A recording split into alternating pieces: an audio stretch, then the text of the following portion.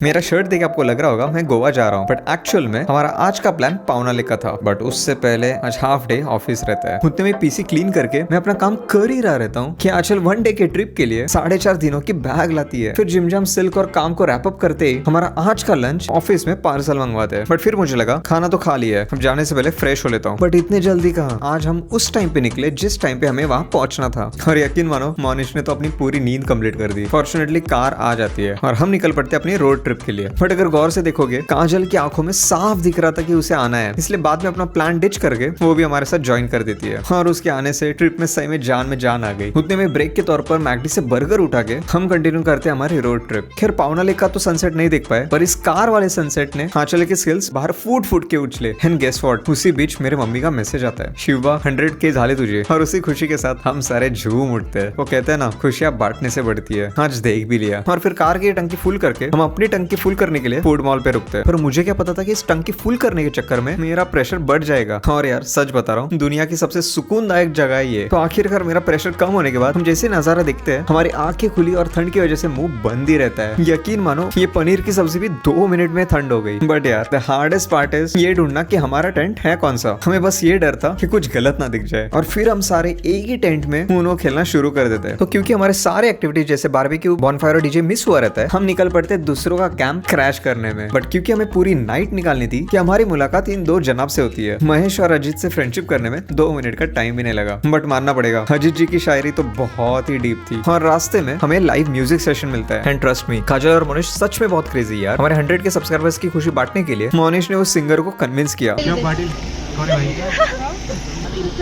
100K achieve किया है YouTube पे, मैंने आज तक नहीं किया अब तक। ताली हो जाए please, cheer up, come on.